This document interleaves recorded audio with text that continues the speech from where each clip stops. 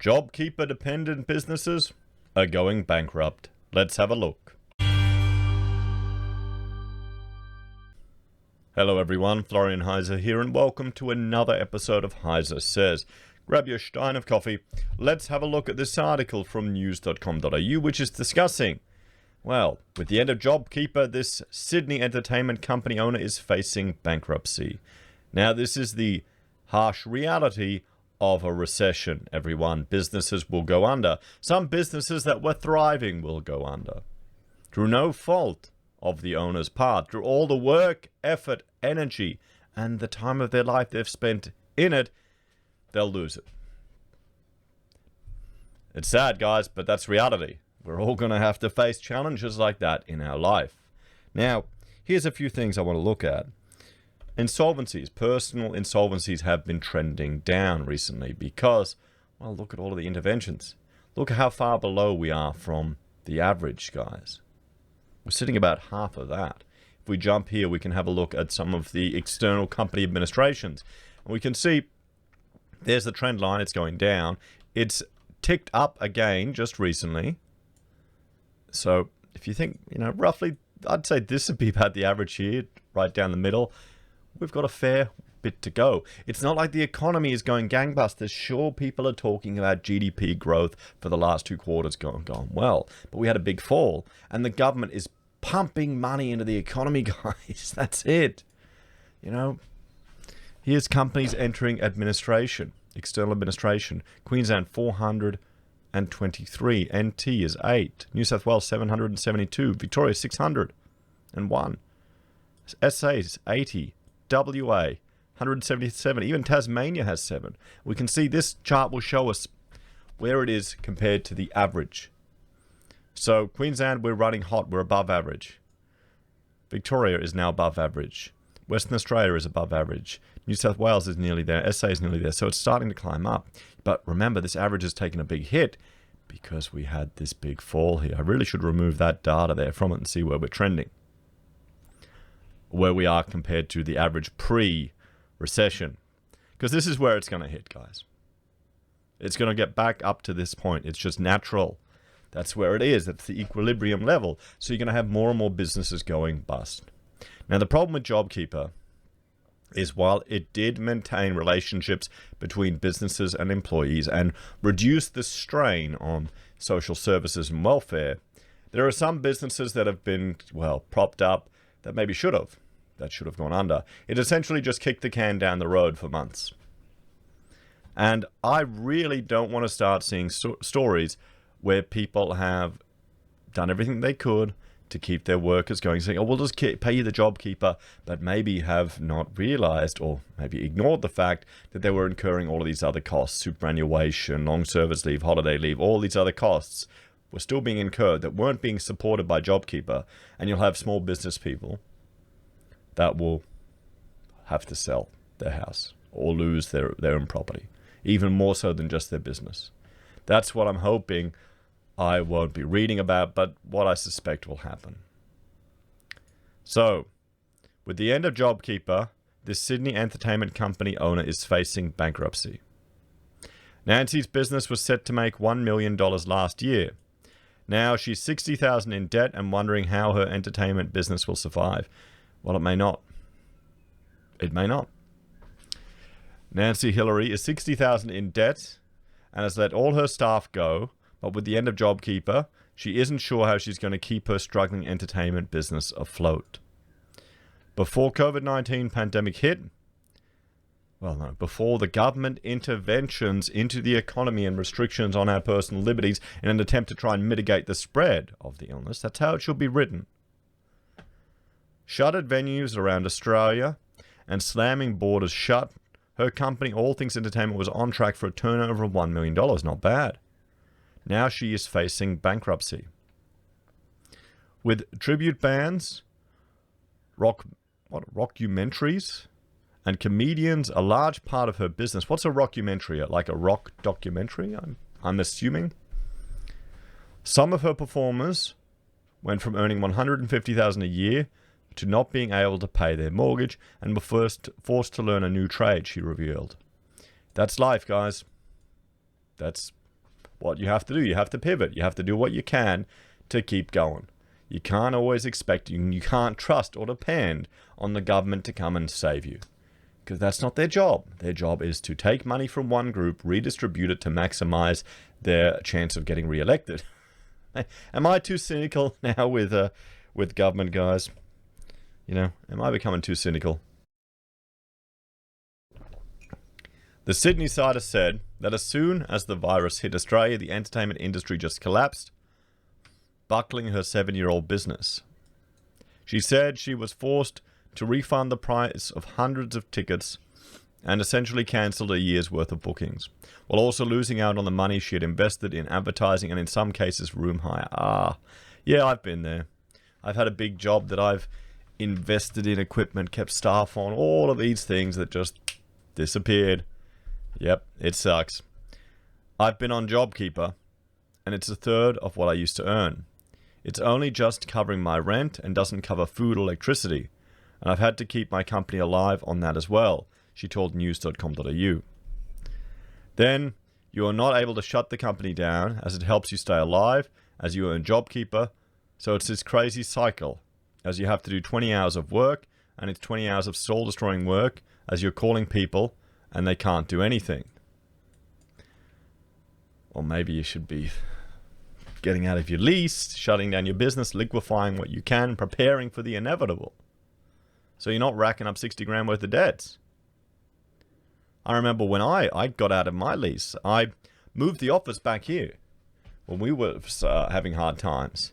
And I simply did that because just even having an office there, I was incurring costs going there and working. Every day driving back and forth, having another power bill, having internet. And it all adds up. Even if it's sitting there empty and you're still paying these other costs, it's like $1,000 just flowing out every month. And that was nothing. That was a tiny place. But if you're doing it tough, that all adds up. Poor thing. 7 years. So the restrictions ease, but the barriers still exist. While the New South Wales government announced dance floors and other entertainment opening up this week, Miss Hillary said it doesn't mean everything is fixed in an instant. You don't just click your fingers and have a concert organized, she explained. You've got to spend time, money, effort, and advertising. The quickest we can turn around a concert for 300 people is 8 months. You can't just change restrictions and everyone is back again. Jobkeeper payments hit a peak of 3.6 million employees, subsidizing the wages of 29% of the Aussie workforce. But as eligibility rules tightened, in the past 6 months, it dropped to 1.1 million workers. And a lot of people, I bet you, that didn't need it. Didn't need it at all, but you can't blame them for not taking advantage of it. If the government has given away money, you take it. But it also will give their competitors an unfair advantage. Entertainment was one of the high-risk sectors identified by the Commonwealth Bank as most likely to suffer from the end of Jobkeeper. In December 2020, there were 77,000 people from the arts and recreation industries being paid by the scheme. Treasury has estimated that between 100 and 150,000 Jobkeeper recipients may lose their jobs, while University of Melbourne professor Jeff Borland projected numbers of between 125 and 250. Experts are predicting thousands of businesses could go under. Well, this is the thing, guys. We haven't had business, we've been doing much better than reality. We're in a fantasy world here. We've had a first recession in 28 years, and businesses entering external administration, with the majority of them get wound up or liquidated. We're at half of where it should be. It was sitting about 1,000, under 1,000 businesses per month. Or per quarter, sorry. And it's normally at 2. So yeah, it will go back up. That's what's going to happen. Here's the harsh thing that we need to say. Do you want to throw money at businesses that are going under? If this was you taking money out of your wallet, would you hand it over to someone in a business if they were running it into the ground? No, you would not. You'd tell them, come on, mate. It's over. You need to change your plan. Pull right back. Cut all your costs. Get out of that venue. Get rid of that. Get rid of that. Sell all that stuff. Pivot. Find a way.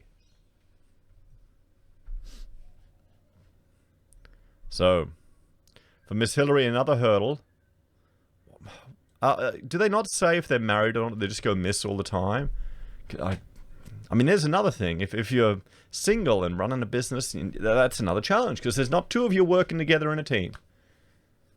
And yeah, that would make it even harder. That's the advantage that Rachel and I have. We're a couple. We met at uni. We've started our business together. And sure, Rachel spends the majority of her time at home as a homemaker, but she does work on projects when we need it, and we both help each other out. Like, I will help educate the kids too, do homeschooling. I really feel sorry for her now, because that's just going to be even harder, doing it by yourself. I couldn't imagine that. I've got a bloody good wife. Puts up with a lot. But then I put up with a lot too. So, for Miss Hillary, another hurdle of getting her business back on track is many of the venues used in the past have shut down, or auditoriums have been transformed into pokey machine rooms, she said. Then venues have lost so much money in COVID that they can't afford entertainment, and a large percentage of older musicians have just retired and given up, so that collapses a whole series of shows that I used to promote, and then you have venues that can't afford shows anymore, she added. Well, the industry's dead. You're gonna have to step back and rebuild. But here's the thing, there's going to be more calls for government funding. Do you want the government funding for this, guys? Let us know in the comments.